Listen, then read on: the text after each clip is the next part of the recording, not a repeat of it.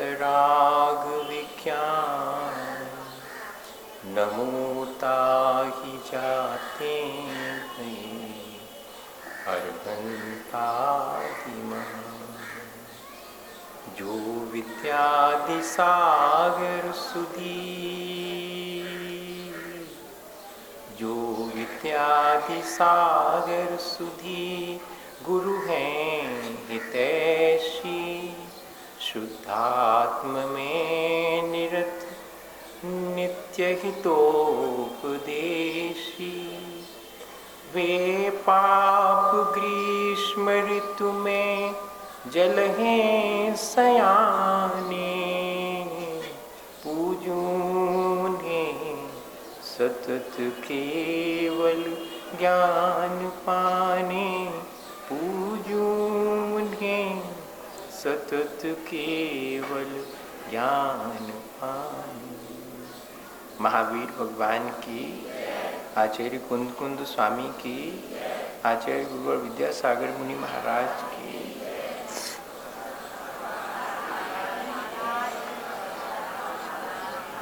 हम सभी लोग अपने जीवन को अच्छा बनाने के लिए 12 भावनाओं का चिंतन कर रहे हैं। आज अशुचि भावना का अपन चिंतन करते हैं। कल हमने समझा था कि जितने भी पर पदार्थ हैं, यहाँ तक कि मेरी अपनी देह भी मेरे से भिन्न है, उससे भी एक कदम आगे बढ़कर अगर अपन विचार करें, देखें, अपने अनुभव से जानें कि यह देह भिन्न तो है ही, साथ ही ये अत्यंत अपावन है। आचार्य भगवंतों ने लिखा है कि दुर्जन देह स्वभाव बराबर मूर्ख प्रीति बढ़ावे। ऐसी इस आत्मा से भिन्न देह और अपवित्र देह के प्रति हमारा राग भाव या मोह भाव अच्छा नहीं है। यह तो दुर्जन से जैसे कोई प्रीति करे ऐसा है। इसके साथ तो विरचन जोग स्वरूप है।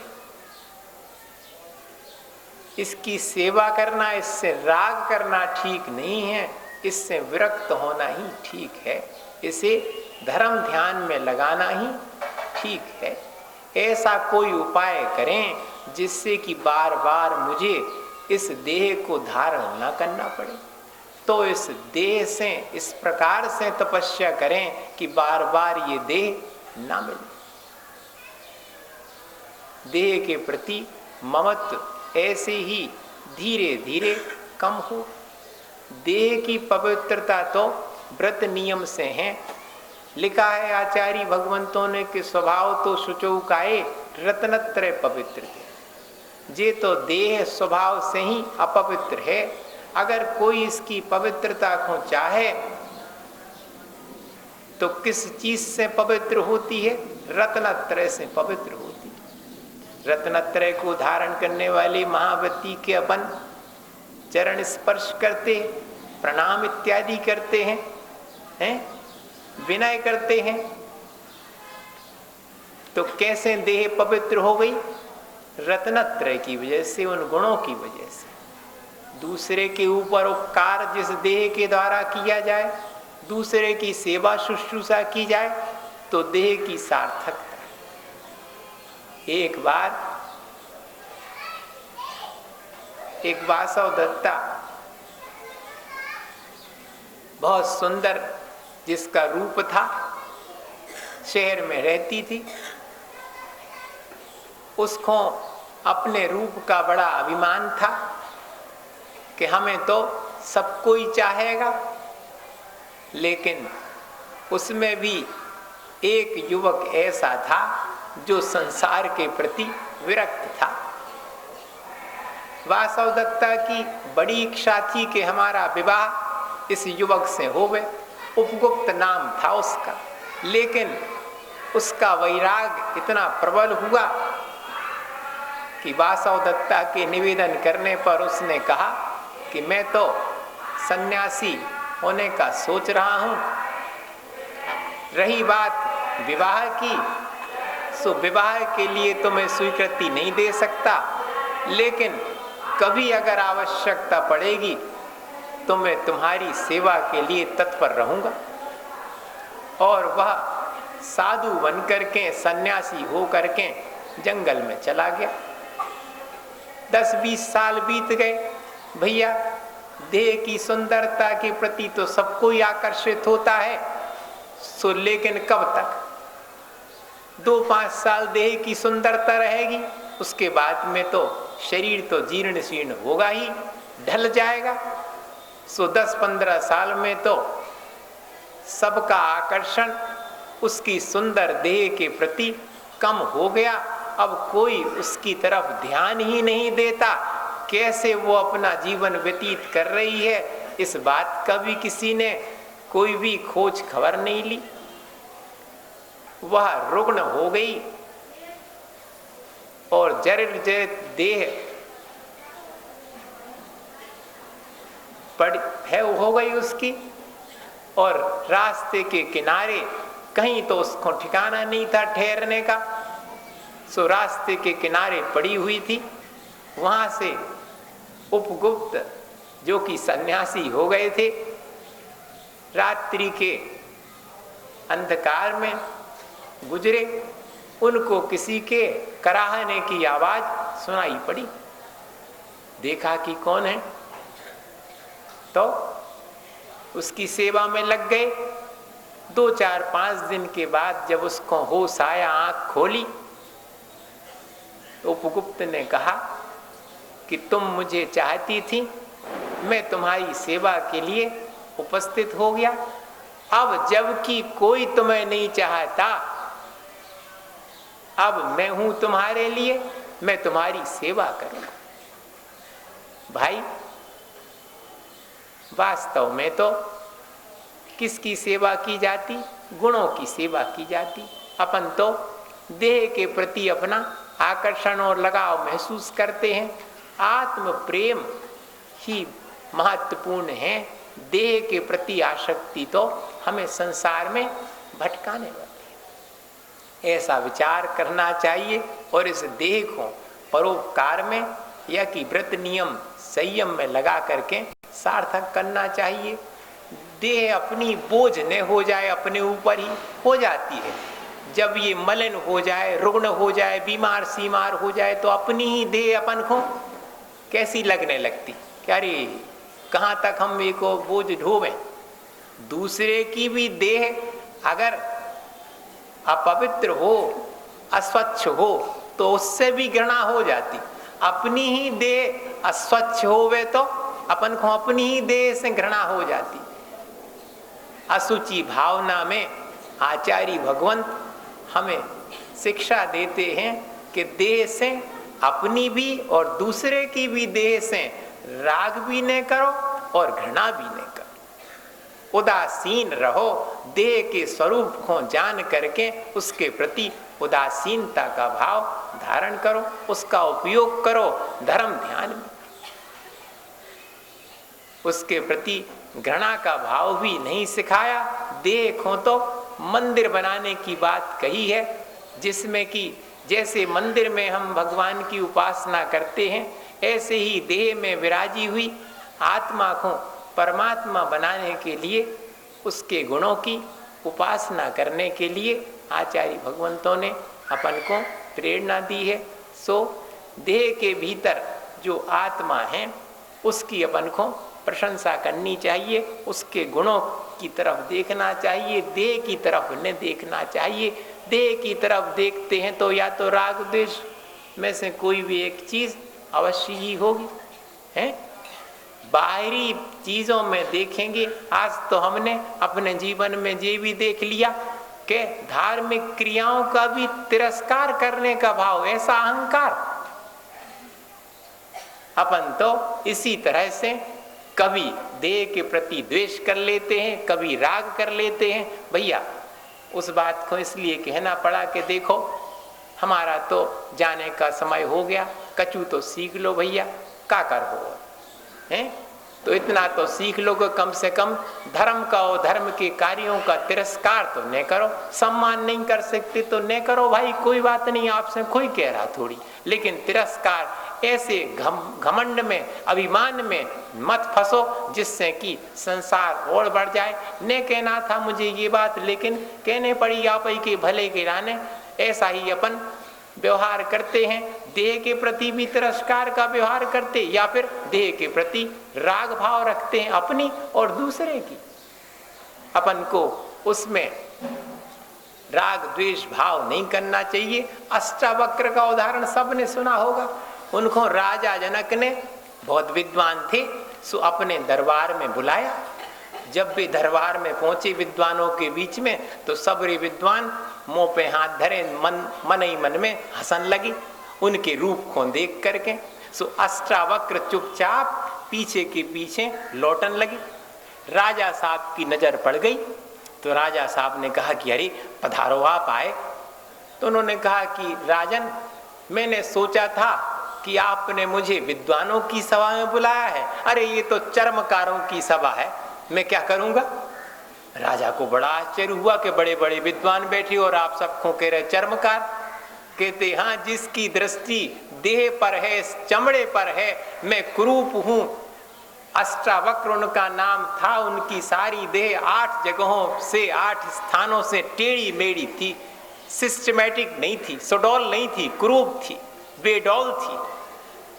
तो उन्होंने कहा कि ये तो चर्मकार की चमड़े की तरफ देखता है, विद्वान तो आत्मा में कौन से गुण हैं इस बात की ध्यान रखता है। तब सब विद्वान पानी पानी हो गए। उनको शर्म लगी कि अरे हमने कितनी बड़ी गलती करी, हमारे पास इतना सारा ज्ञान है, लेकिन हमारा ज्ञान किस काम में आया, हमारे अपने कल्याण के ही काम में नहीं आया ज्ञान। हमने उससे देह को ही देख करके और उसमें राग द्वेष भाव कर लिया। कई बार अपन को अपनी ही देह अच्छी नहीं लगती, दूसरे की देह अच्छी लगती है।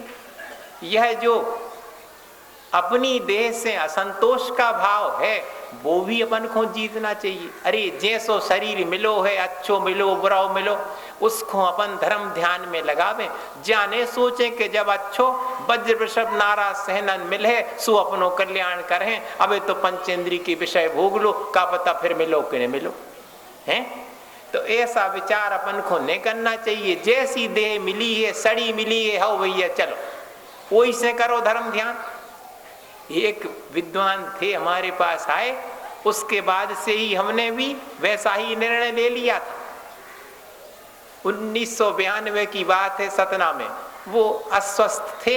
तो हमने उनसे पूछा कि आप इतने अस्वस्थ हैं, फिर भी आपने इतना सब सारा कार्य कर लिया। कह ले महाराज, हम ज़्यादा तो वो नहीं हैं तपस्या करने वाले, लेकिन हमने तो ये सोच लिया कि इस देह को भी, रुग्ण देह को भी, बीमार देह को भी काम में लगाए रखूंगा। भाई जैसी देह मिली हुई है, हमें उसमें असंतोष न करके और उसी से धर्म ध्यान कर लेना चाहिए। मोर अपनी माँ से, मोर का बच्चा रो रहा है, निवेद कह रहा है कि माँ मुझे तो ठीक है नाचना तो आता है बहुत सुंदर, लेकिन मेरा कंठ अच्छा नहीं है। कोयल का कंठ बहुत अच्छा है, मुझे तो वैसा कंठ चाहिए। और कोयल कह रहे, कोयल का बच्चा अपनी माँ से कह रहा है कि कहो तकेले कंठ से देखो मोर कितना अच्छो नाचत। तो भैया ने कोयल मोर जैसो नाच सकता है और ने मोर कोयल जैसो गा सकता है। जो कोई जिस पर्याय में है, जिस देह में है, उसमें ही रह करके अपना कल्याण करना चाहे तो कर सकती है। और देह से असंतुष्ट रहें तो कुछ भी नहीं करेंगे। जब अच्छी देह मिलेगी जब करेंगे, ऐसा विचार अपन ने कर लिया तो इस देह को अपन सार्थक नहीं कर पाएंगे। भाई इस देह की सार्थकता तो इसी में है कि अपन इसमें विराजी हुई आत्मा की तरफ दृष्टि देवें, वही सुंदर है।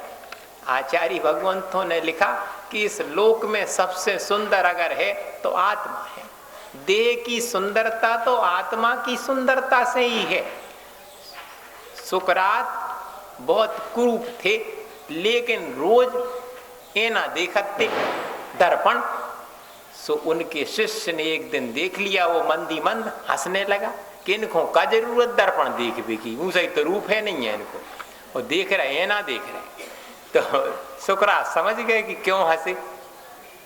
तो सुकरात ने अपने शिष्य से कहा कि तुम्हारा हंसना तो ठीक है, लेकिन मैं ये कहना चाहता हूं कि मैं जो रोज दर्पण देखता हूं उसका कारण ये है कि दर्पण में देख करके मुझे अपने शरीर की कुरूपता का भान होता है, लेकिन अपने शरीर की कुरूपता को मैं जीत सकता हूं अपने सत्कार्यों के द्वारा।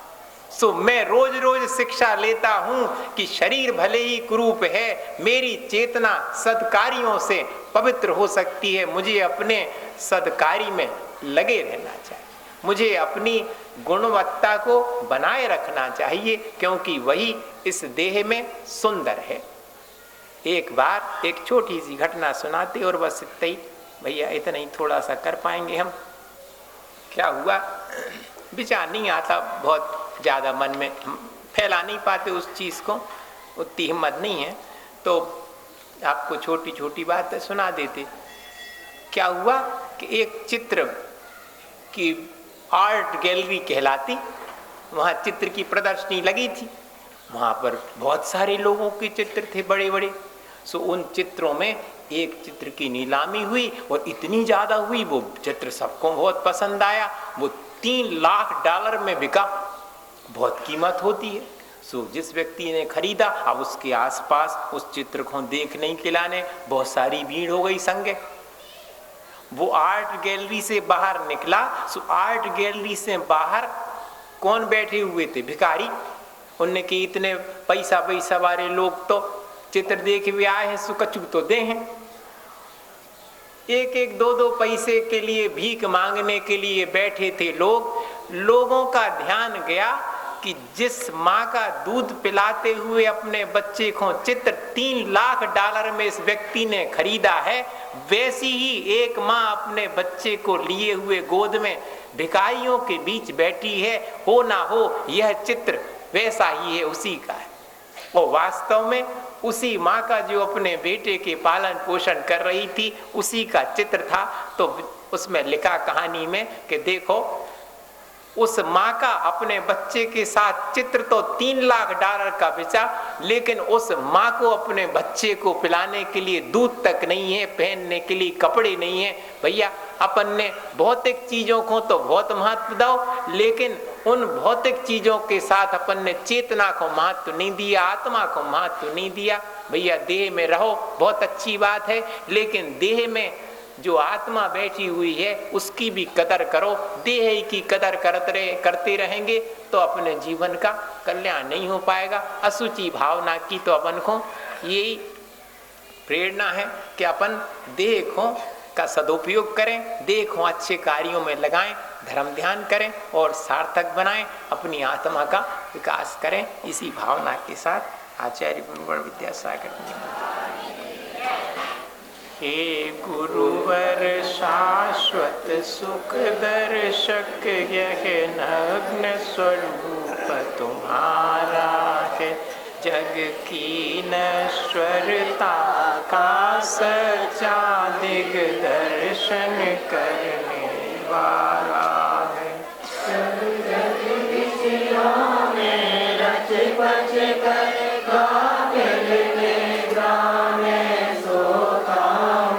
अथवा वह शिव के निष्कंटक पथ में विषकंटक होता हो।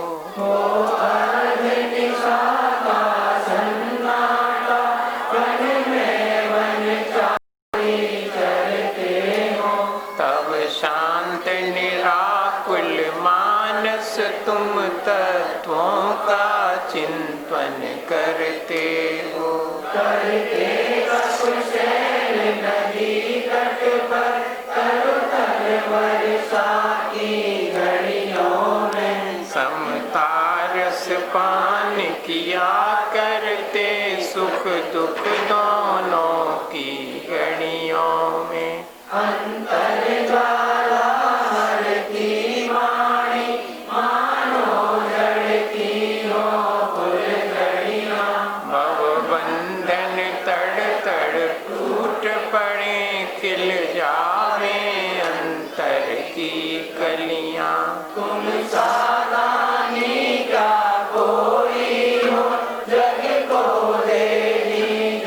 की निधियां दिन रात लुटाया करते हो शम शम की अविनश्वर मणियां। हे निर्मल देव तुम्हें प्रणाम, हे ज्ञान की प्रयागम प्रणाम, हे शांति त्याग के मूर्तिमान शिवपथ पंथी गुरुवर प्रणाम।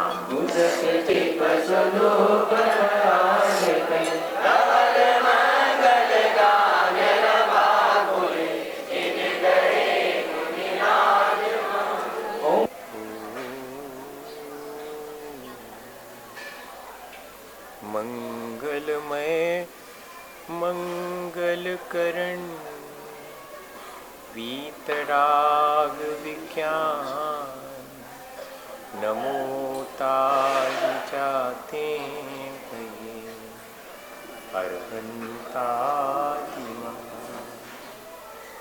जो विद्यादि सागर सुधी, जो विद्यादि सागर सुधी गुरु हैं हितैषी। शुद्धात्म में निरत नित्य हितोपदेशी। वे पाप ग्रीष्म ऋतु में जल हैं सयाने। पूजून है सतत केवल ज्ञान पाने। पूजून है सतत केवल ज्ञान पाने। बोले भगवान महावीर स्वामी की, आचार्य कुंद कुंद स्वामी की, आचार्य गुरुवर विद्यासागर मुनि महाराज की।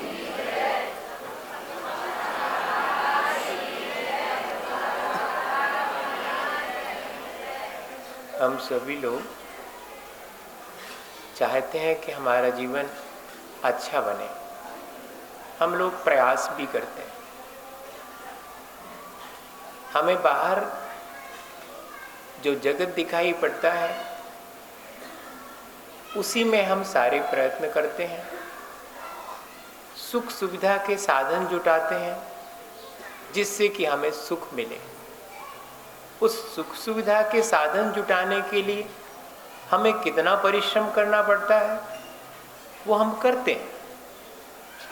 और सारे सुख सुविधा के साधन मिल जाने के बाद भी कोई हमसे पूछे कि तुम्हें आत्म सुख और आत्म शांति मिली, तो हम बड़े उत्साह से कह नहीं पाते।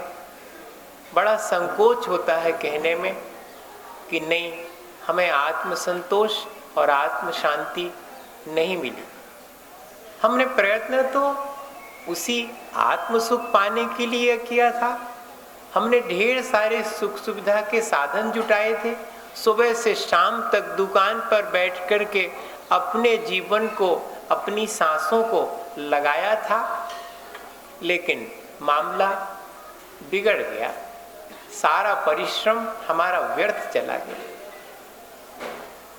हम बैलगाड़ी से पहले यात्रा करते थे, हमने विकास किया और आज हम हवाई जहाज से और जेट विमान से यात्रा कर लेते हैं। बहुत अच्छा है। देखने में लगता है कि हमने कितना सारा विकास कर लिया, हम बहुत विकसित हो गए। लेकिन जरा सा विचार करें कि यह जो हमने विकास किया है, क्या वो हमें आत्म संतोष और आत्म शांति देने में सहयोगी है? तो हम देखेंगे कि सारे विकास के बावजूद भी हमें जो चीज़ हम मिस कर रहे हैं वो आत्म शांति ही है। हमने वो सब भी करके देख लिया विकास के नाम पर, प्रगति के नाम पर, लेकिन हमें सेल्फ सेटिस्फेक्शन नहीं मिला। हम नहीं कह सकते कि हमें आत्म संतोष मिल गया है इतना सब कुछ करने के बाद। जब हम बैलगाड़ी में चलते थे तब भी हमारे अंदर उतनी ही कषायें थी, उतनी ही अज्ञानता थी। और आज हम जेट विमान में चलते हैं तब भी उतनी ही आसक्ति है, उतनी ही आकांक्षाएं हैं, उतनी ही कषाएं हैं, उतनी ही अज्ञानता है। कहीं कोई विकास आंतरिक जगत में नहीं हुआ है। जो कुछ भी विकास हमने किया है, जो कुछ भी प्रगति हमने की है, वो बाह्य जगत में की है और उसी में हम संतुष्ट हैं। बहुत अच्छा है, हमें बाह्य जगत में भी प्रगति करना चाहिए, लेकिन बाह्य जगत की प्रगति को ही अंतिम प्रगति मानने की भूल हमें नहीं करना चाहिए।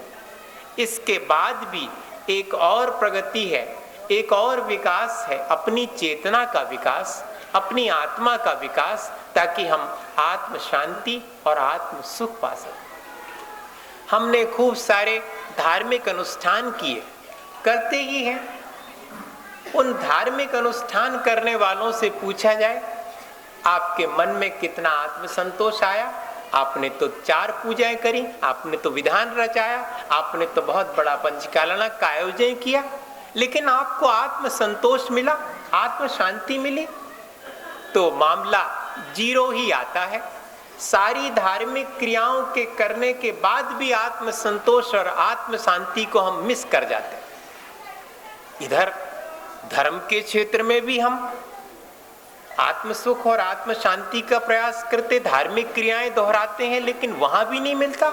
हम भौतिक जगत में भी सुख सुविधा के साधन जुटाते हैं, विकास करते हैं, वहां भी हमें आत्म संतोष और आत्म शांति नहीं मिली। मामला क्या है? कहां हम चूक रहे हैं? सारे संसार में, सारे जगत में 2 ही तरह के विकास हैं, एक धार्मिक और एक भौतिक। धार्मिक विकास करने वाला व्यक्ति भी धार्मिक क्रियाओं में ही धर्म मान लेता है, उन्हीं को दोहरा रहा है। इसी तरह भौतिक जगत में सुख सुविधा के साधन जुटा करके अपने आप को विकसित और प्रगतिशील मान लेता है। यही हमारी अज्ञानता, यही हमारी भूल है। हमारी दृष्टि, हमारा एटीट्यूड चेंज ही नहीं होता। हम कितनी भी क्रियाएं दोहरा लें, यदि हमारे अंदर वही गंदा सोच पड़ा हुआ है, वही गंदा दृष्टिकोण है, अगर हमारा नेगेटिव थॉट्स से नेगेटिव फीलिंग है, तो हमें क्रियाएं दोहराने से कोई फर्क नहीं होगा। हमें बाह्य जगत में विकास करने से भी कोई फर्क नहीं पड़ेगा। हम कितनी भी खोजें कर लें, लेकिन हमने अगर अपनी आत्मा को नहीं खोजा तो हमारी विज्ञान की जो खोजें हैं वो अधूरी रह जाएंगी। है तो बहुत अच्छी खोजें, लेकिन उनमें अधूरापन है। कब पूरापन आएगा? जब हम अपने आप को खोज लेंगे, हम ऐसी दृष्टि प्राप्त कर लेंगे। हमें वो अंधापन जो आध्यात्मिक अंधापन कहलाता है, भौतिक जगत में तो हमारी आंख खुली है, लेकिन आत्म जगत में, आध्यात्मिक जगत में हम अभी भी अंधे ही हैं। हमें वो दृष्टि और वो आंख प्राप्त करनी है जिससे कि हमें अंतरंग में आध्यात्मिक जगत भी स्पष्ट दिखाई देने लगे। एक व्यक्ति के यहाँ पर बच्चे का जन्म हुआ, बहुत सौभाग्यशाली है, ज्योतिषियों ने कहा, बड़ा प्यारा बच्चा है और बहुत सौभाग्यशाली है। तो राजा ने कहा कि कैसा सौभाग्य? तो महाराज, इसकी आंख खुल जाएगी तो ये संसार से विरक्त हो जाएगा। राजा बड़े चिंतित, पहले नंबर कि क्या आंख नहीं खुलेगी, क्या अंधा ही रहेगा क्या?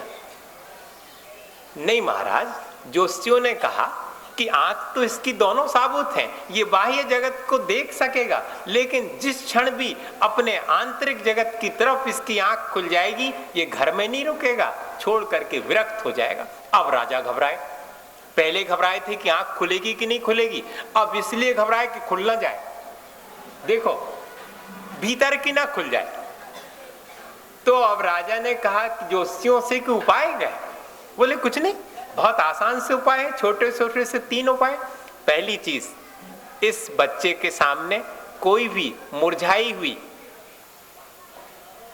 कोई भी दुख से युक्त व्यक्ति या चीज जो मुरझा गई है वो सामने ना आए। इसकी दृष्टि में कोई भी दुखी दिखाई ना पड़े तो इसकी आंख नहीं खुलेगी। पहला उपाय हमने भी कर लिया इसी तरह का।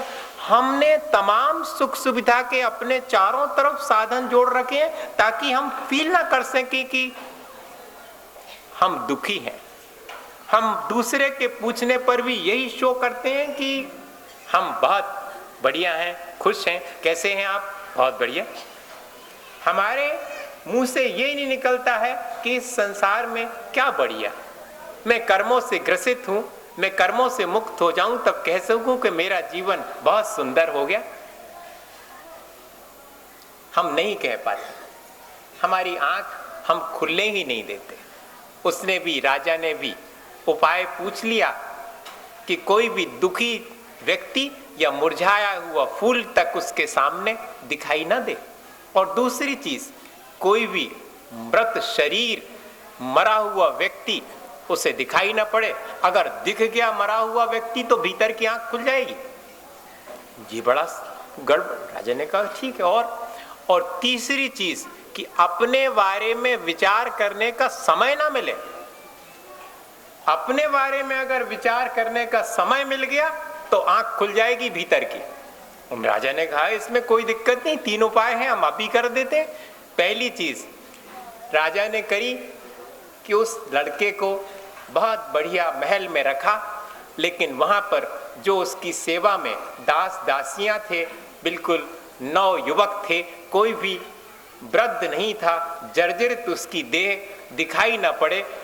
फूल रखे जाते थे तो मुरझाने से पहले फूल हटा दिए जाते थे और ताजे फूल रख दिए जाते थे ताकि कोई मुरझाई हुई चीज उसकी दृष्टि में ना आए। दूसरा इंतजाम उन्होंने किया कि उनके महल में कोई मरा हुआ व्यक्ति तो जा ही नहीं सकता, वहां से निकल भी नहीं सकता महल के पास से, तो मृतदेह देखने का सवाल ही नहीं उठता। दूसरा इंतजाम हो गया बढ़िया। और तीसरी चीज कि सुरा और सुंदरी इनसे उस बच्चे को घेर दिया कि अपने बारे में सोचने का समय ही ना मिले, नशे में गाफिल रहे, आसक्त रहे। हमने यही 3 उपाय अपनी आंख ना खुल पाए स्वयं कर लिए। हम इतने अपने संसार के कार्यों में व्यस्त और मस्त हैं कि हमें अपने बाबत सोचने का 5 मिनट भी नहीं 24 घंटे में। बड़ा मजा है। दूसरे के बारे में सोच लेंगे और सोचेंगे भी कैसा? अच्छा नहीं, दूसरे के बारे में बुरा ही सोचेंगे, नेगेटिव ही सोचेंगे। और अपने बारे में तो कोई चिंता की बात नहीं। जब मरने लगेंगे, जब देखेंगे, थोड़ा भगवान का नाम ले लेंगे, है ना। ये अपन ने सोच बना लिया और अपनी आंख नहीं खुल पाती। वास्तव में हमें कोशिश करनी चाहिए कि जितना हम सजग और सावधान इस भौतिक पदार्थों में हैं, इन सब की प्राप्ति के लिए हम जितना परिश्रम करते हैं, काश उसका 1% भी हम अपनी गुणवत्ता को बढ़ाने में, अपनी चेतना के विकास में अगर खर्च करें तो हम कह सकते हैं कि हाँ, हमारा जीवन विकसित हो गया, हम प्रगतिशील हो गए, हमारा जीवन अच्छा हो गया। तो सारी चीजों के बीच मुख्य चीज हमारा एटीट्यूड, हमारा अप्रोच।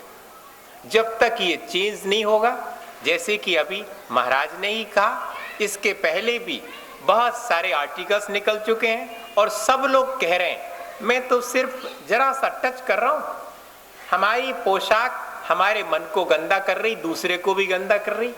ये ठीक है, बाह्य जगत में देखेंगे तो ठीक है, लेकिन वही पोशाक अगर अपनी बेटी पहने हो तो मन गंदा होता है क्या? मुझे बता दो। इसका मतलब है कि मेरे भीतर कहीं गंदगी है जो कि मैं बाहर प्रक्षेपित कर रहा हूं और बहाना कर रहा हूं वस्त्र का। मेरे हिसाब से तो मेरा अप्रोच तो ये है। अगर आपने अपने मन को संभाल लिया तो संसार की कोई भी चीज आपको विकृत नहीं कर सकती। और अगर आपका एटीट्यूड ही गलत है तो आप मंदिर में भगवान के दर्शन करते करते भी अपने मन को चाहे जिसको देख करके गंदा कर सकते हैं, और ये होता है। तो गंदगी बाहर है या कि मेरे भीतर? मैंने अपनी चेतना का विकास किया है, मैंने अपना एटीट्यूड चेंज किया है, अप्रोच चेंज की है। हमें इस तरफ भी ध्यान देना चाहिए। मैं ये नहीं कह रहा हूं कि बाहरी पोशाक व्यर्थ है, नहीं, वह भी है, उसका भी असर हमारे ऊपर पड़ता है, लेकिन हमें अपनी चेतना को संभालने की पहले कोशिश करनी चाहिए। जितना हमने बाहर में विकास किया है उतना ही हम आंतरिक जगत में भी विकास करें। एक बार जब गौतम बुद्ध थे उनके समय में लोगों ने कहा रास्ते से जाते समय कि आप इस रास्ते से ना जाएं। क्यों? इस रास्ते में एक डाकू जिसका नाम अंगुलीमाल है वो रहता है, तो उसमें क्या दिक्कत मुझे डाकू से कोई मतलब ही नहीं। अरे नहीं महाराज, वो बड़ा खूंखार है, अच्छा नहीं है उसका स्वभाव, जो भी उसे दिखाई पड़ जाता है उसे पकड़ लेता है, मारपीट करता है, सारी चीजें छीन लेता है, और सबसे बड़ी खराब बात यह है कि उसकी 10 उंगलियां निकाल लेता है और उन उंगलियों की माला बना करके अपने गले में पहनता है, इसलिए उसका नाम अंगुलीमाल है। ये सबसे खराब चीज, आपने लूट लिया, पैसा ले लिया, मारपीट कर दी, यहां तक तो सहन कर लिया, लेकिन 10 उंगलियां निकाल करके और माला पहन लेता है। इतनी अधिक बर्बरता उसके भीतर है, उसकी चेतना सोई हुई है, उसका विकास नहीं हुआ। तब बुद्ध ने कहा कि जिसकी चेतना सोई है उसे ही तो जागृत करना है, मैं अवश्य जाऊंगा। लोगों ने बहुत आरजू मिन्नत करी ना जाने के लिए, लेकिन बुद्ध ने संकल्प कर लिया कि मैं तो इसी रास्ते से जाऊंगा, मिलूंगा अंगुलीमाल से। गए, अंगुलीमाल पेड़ के नीचे बैठा हुआ था।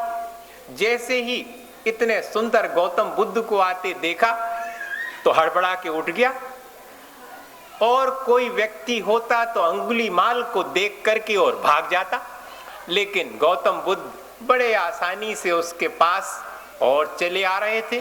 वो तो हड़बड़ा गया अंगुलीमाल कि ऐसा तो मैंने व्यक्ति पहली बार देखा, इतना सुंदर व्यक्ति और इतना निर्भय, मेरा उसको जरा भी डर नहीं, ये क्या मुझे जानता नहीं कि मैं अंगुलीमाल हूं, लोगों की अंगुलियां निकाल लेता हूं। उसने दूर से आवाज दी कि श्रमण, तुम जानते ही हो मैं अंगुलीमाल हूं, मैं तुम्हारे 10 उंगलियां निकाल सकता हूं और तुम्हें मार सकता हूं। गौतम बुद्ध ने भी कहा कि मैं आया ही अंगुलीमाल इसीलिए हूं, मुझे एक ना एक दिन तो मरना ही है। मैंने सोचा कि पहलवान बलवान व्यक्ति के हाथ से कौन ना मरो, और मुझे मालूम पड़ा कि तुम बहुत बलवान हो। फूल के कुप्पा हो गया अंगुलीमाल, प्रशंसा तो किसी ने कभी की नहीं थी, किसी की भी कर दो, थोड़ी प्रशंसा कर दो, बिल्कुल फुग्गा फूलने में देर लगेगी, है कि नहीं? अपना मन कितना प्रसन्न हो जाता है। अंगुलीमाल प्रसन्न हो गया। उसने गौतम बुद्ध से कहा कि भले ही मेरी प्रशंसा कर रहे हो, लेकिन मैं तुम्हें छोड़ूंगा नहीं। अरे गौतम बुद्ध ने कहा मैं आ ही तुम्हारे पास हूं, लेकिन एक चीज है, लोगों ने तुम्हारे बलवान होने की बात तो कही, लेकिन मुझे उसमें थोड़ा सा संदेह है। मेरा एक काम कर दो अंगुलीमाल, तो मुझे कंफर्म हो जाएगा कि हाँ वास्तव में तुम वाकई में बलवान हो। बताओ कौन सा काम? ऐसा करो, वो जो सामने वृक्ष लगा हुआ है उसकी 2 पत्तियां तोड़ के ले आओ। अरे अंगुलीमाल ने कहा कि मुझे बुद्धू बनाते हो श्रमण, जब तक मैं पत्ती तोड़ने जाऊंगा तब तक तुम भाग जाओगे। गौतम बुद्ध ने कहा कि नहीं, मुझे तुम रस्सियों से पेड़ से ही बांध दो और पत्तियां तोड़ करके ले आओ। ऐसा ही किया। गौतम बुद्ध के हाथ बांध दिए, पैर बांध दिए कि भाग ना पाए, और चढ़ करके वृक्ष पर 2 पत्तियां तोड़ करके गौतम बुद्ध के सामने लाए। ये लो। गौतम बुद्ध ने कहा कि बहुत अच्छा, लोगों ने ठीक कहा था कि तुम बलवान हो, तुम पत्तियां झट से तोड़ करके ले आए। मैंने 2 कहा था, तुम तो 4 तोड़ के ले आए, वाकई बलवान हो। लेकिन तुम्हारा ये बल अभी अधूरा है, थोड़ा काम और करो। अब जाओ और उसी वृक्ष पर ये 4 पत्तियां ज्यों की त्यों लगा के आ जाओ, तो मैं मान लूंगा कि तुम बलवान हो। अब तो अंगुलीमाल घबराया कि मैं तोड़ तो सकता हूं, लेकिन मैं जोड़ नहीं सकता, इतना बल मेरे पास नहीं है। गौतम बुद्ध ने कहा कि सुनो अंगुलीमाल, तोड़ने में बल अपन मानते हैं, लेकिन वास्तव में सोचो, जोड़ने में अधिक ताकत का काम है, तुम भी नहीं कर पा रहे उसे। हाथ जोड़ ली अंगुलीमाल ने कि गौतम बुद्ध, हे श्रमण, मुझे बताओ क्या है जोड़ने का उपाय। बुद्ध ने कहा मेरे साथ आओ, मैं वही प्रयत्न कर रहा हूं। अंगुलीमाल साथ में हो गया। गौतम बुद्ध ने उसे भिक्षु बना दिया, लेकिन कौन उसे भिक्षु मानने तैयार हो। जिस गांव में गया लोगों ने दूर से ही देखकर दरवाजे बंद कर लिए, अरे ये तो अंगुलीमाल आ गया, सब घबरा गए। बड़ी मुश्किल। अंगुलीमाल को कहा कि जाओ भिक्षा करके आओ। अंगुलीमाल भिक्षा के लिए जाता, कोई उसे भिक्षा ही नहीं देता, लोग दरवाजे बंद कर लेते। अब तो लोगों ने छतों पर से पत्थर इकट्ठे करके अंगुलीमाल निकलता तो उसके ऊपर फेंकना शुरू कर दी। 3 दिन हो गए, भिक्षा नहीं मिली, और तीसरे दिन तो इतने अधिक पत्थर खा चुका 3 दिन में अंगुलीमाल अशक्त तो वैसे ही हो गया, और पत्थर की चोट लगने से घायल होकर के गिर गया। जैसे ही अंगुलीमाल गिरा,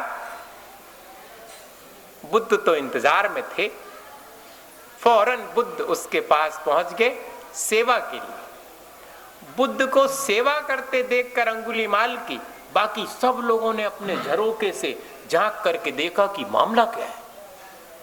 लोगों का भय थोड़ा थोड़ा दूर हुआ। लोगों ने दरवाजे खोले और धीरे धीरे करके अंगुलीमाल के चारों तरफ जुड़ना शुरू हो गए, भीड़ इकट्ठी हो गई।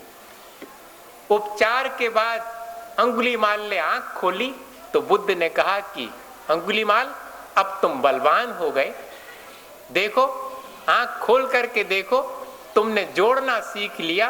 तुम्हारे चारों तरफ कितने लोग तुम्हारी सेवा के लिए जुड़ गए हैं, तुम्हारी दृष्टि बदल गई, उन्हें ये भान हो गया है।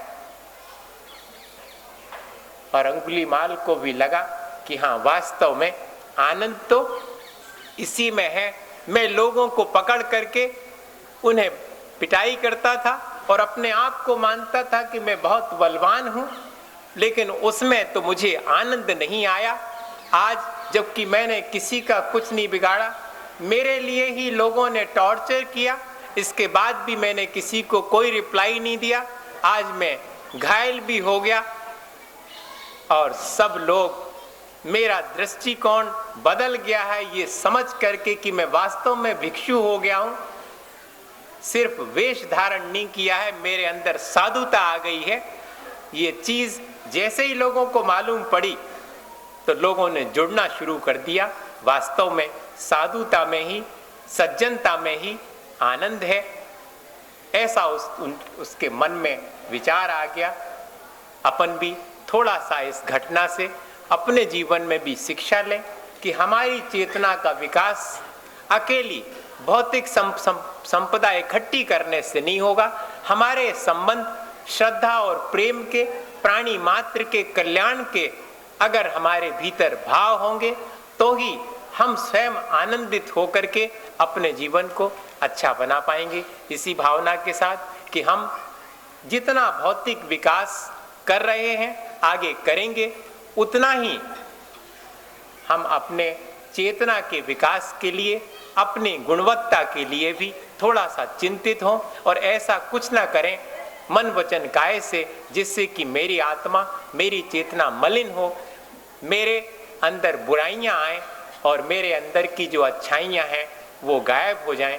हम कोशिश करें कि हमारे अंदर जो अच्छाइयां हैं वे ही उद्घाटित हों। हम उन्हें उद्घाटित करने के लिए अपने मन, वाणी और शरीर का उपयोग करें और मन, वाणी और शरीर से बाह्य जगत में जो चीजें मेरे लिए बहुत जरूरी हैं, नेसेसरी, उन सब के लिए मैं अपने लिए संचित करूं सुख सुविधा के साधन, ताकि ठीक ढंग से जी सकूं। लेकिन साथ में मेरा अपना कर्तव्य मुझे हमेशा ध्यान रहे, मेरा अपना दायित्व मुझे हमेशा ध्यान रहे कि मुझे जो मन, वाणी और शरीर मिले हैं उन सब का सदुपयोग करना है। मन से अच्छा सोचना है, वाणी से अच्छा बोलना है और शरीर से अच्छे काम करना है। जैसे कि अंगुलीमाल ने अपना एटीट्यूड चेंज करके और अपना पूरा जीवन आनंदमय बना लिया, अपन भी इसी तरह आनंदित और अच्छा जीवन अपन आप बनाएं, अपना एटीट्यूड चेंज करके। बोलिए आचार्य गुरुवर विद्यासागर मुनि। हे गुरुवर शाश्वत सुख दर्शक, यह नग्न स्वरूप तुम्हारा है, जग की नश्वरता का सच्चा दिग्दर्शन करने वाला है।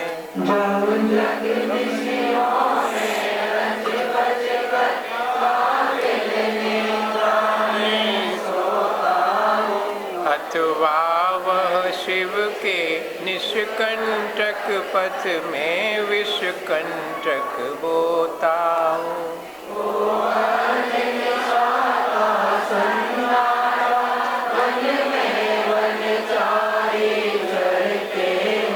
तब शांत निराकुल मानस तुम तत्वों का चिंतन करते हो।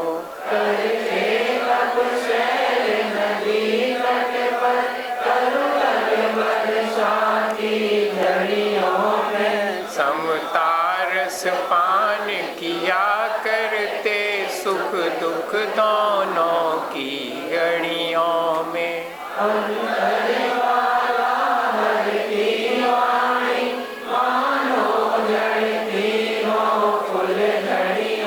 भव बंधन तड़ तड़ टूट पड़े, खिल जावे अंतर की कलियां।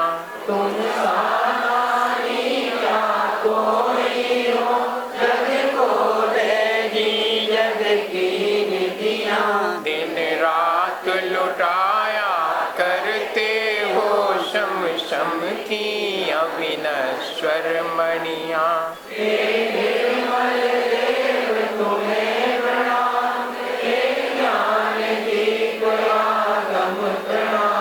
हे शांति त्याग के मूर्तिमान शिव पथपंथी गुरुवर प्रणाम।